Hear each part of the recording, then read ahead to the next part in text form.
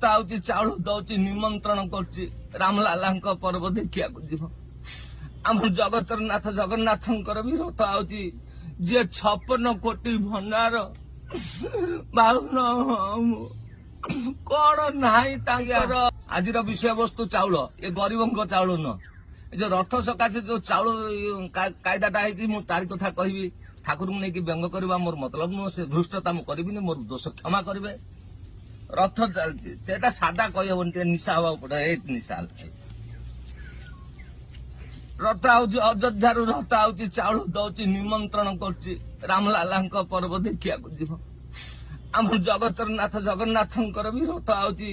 जे 56 कोटी भंडार बाहुन कौन नाई तांकर जे 33 कोटी जीव जंतु चलाउछन्ति लगी रथ चाउल मगा पर्वटा कहीं दिह को गलानी मुंड खराब इरे जार सी जगत चलाउछि तेमे तापे चाउल कहीं मागुच मु सत कहूँ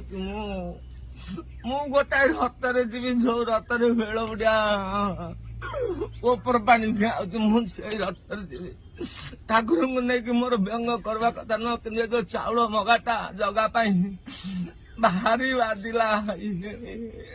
भारी बादिला जुहार।